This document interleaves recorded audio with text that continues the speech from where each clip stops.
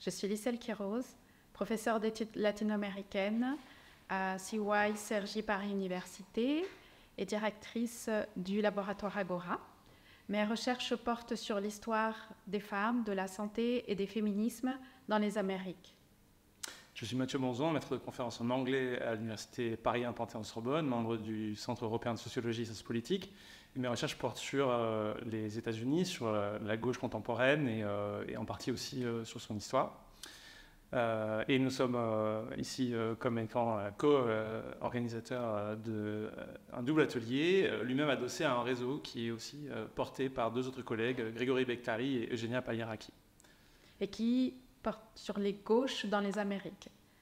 et qui s'est décliné donc en deux ateliers, comme vient de le dire Mathieu. Alors ce matin, nous avons réuni le premier atelier sur les gauches, les coalitions, les gauches en général, Amérique du Nord, Amérique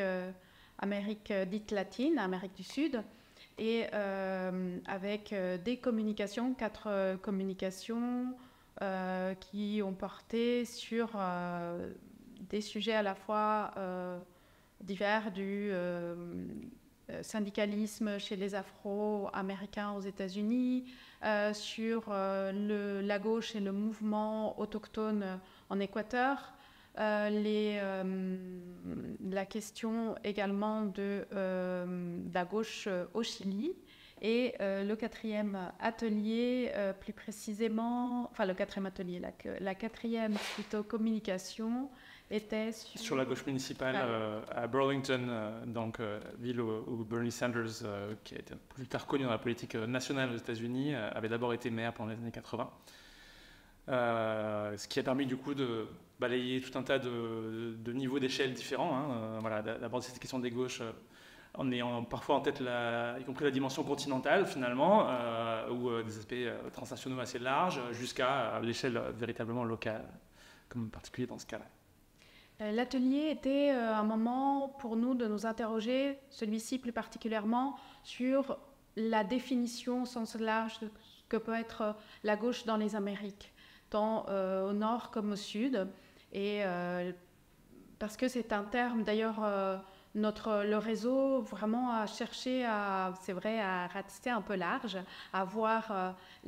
tout ce qui peut se rattacher un mouvement de gauche, mais bien entendu en essayant de trouver à la fois les points communs, mais aussi les spécificités. Et l'atelier, il me semble, a montré très bien qu'on est dans un cadre général de ce qu'on peut entendre par gauche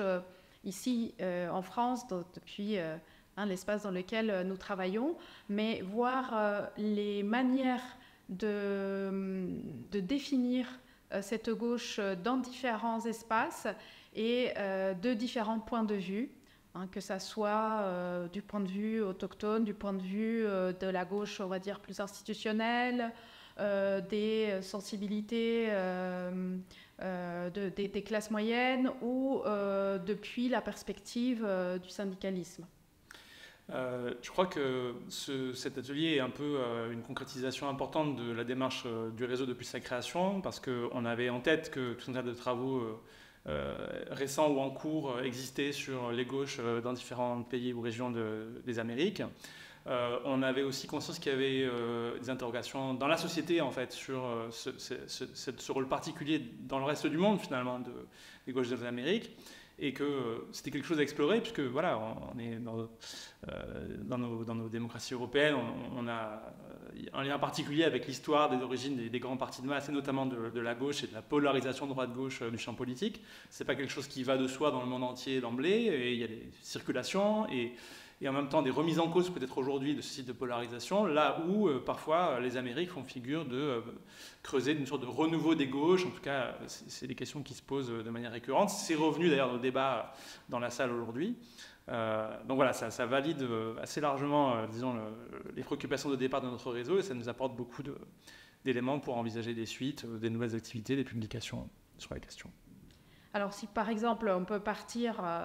je prendrais l'exemple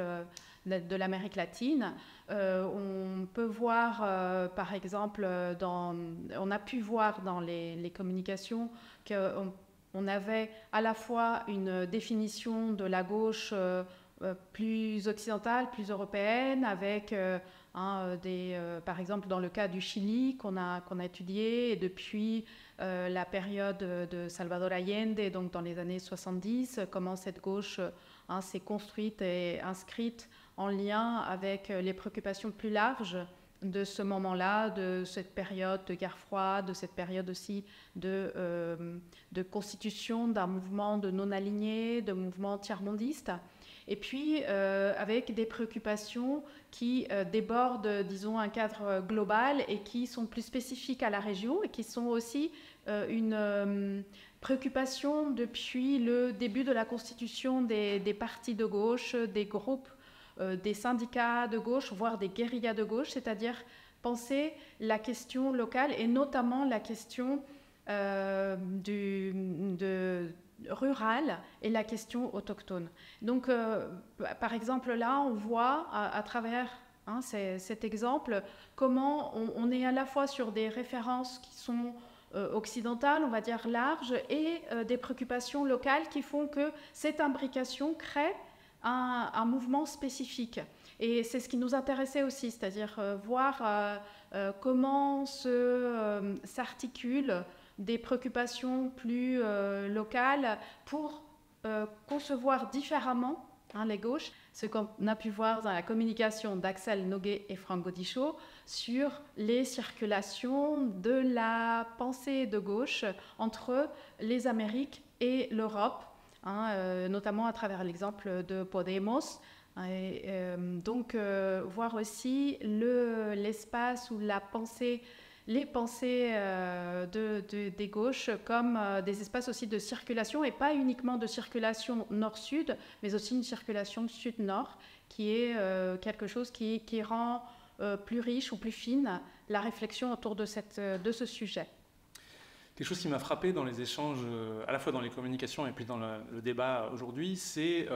une perspective sur ces questions qui est très souvent une perspective stratégique, c'est-à-dire une discussion sur la gauche qui ne prend pas finalement l'existence de la gauche et l'exercice du pouvoir par la gauche et le développement d'une politique de gauche avec une base sociale de la gauche comme une donnée, mais qui plutôt se pose la question de comment la gauche peut se construire, peut avoir du mal à le faire, peut avoir du mal à composer avec différents secteurs de la société pour les coaliser, pour finalement parvenir à exercer le pouvoir et à le faire dans un sens qui mérite réellement d'être qualifié de gauche, et voilà, ce qui est jamais une donnée. Voilà, donc on a vraiment des échanges assez riches sur tout ça qui apportent des éléments de réponse aux préoccupations dont on parlait tout à l'heure, c'est-à-dire du fait qu'il y a peut-être aujourd'hui des interrogations sur quel est le sens de ce clivage gauche-droite dans le monde en général, et comment est-ce que ces questions se posent et se sont posées dernièrement dans les Amériques. Le deuxième volet, qui aura lieu demain, portera sur les gauches et le genre dans les Amériques. Plus des communications sur les Amériques latines, mais l'idée est aussi d'interroger la question et la définition de la gauche à partir d'un prisme de genre, c'est-à-dire de voir la place et la participation des femmes qui a été souvent invisibilisée ou pas assez mise en valeur dans la recherche, et qui aujourd'hui est un espace de renouvellement des chercheuses et des chercheurs, et de voir donc la participation, mais aussi les différents points de vue selon qu'on est une femme des mouvements politiques, ou des femmes autochtones, ou des féministes affirmées, par exemple, dans les mouvements très contemporains comme Ni Una Menos, aujourd'hui en Amérique latine.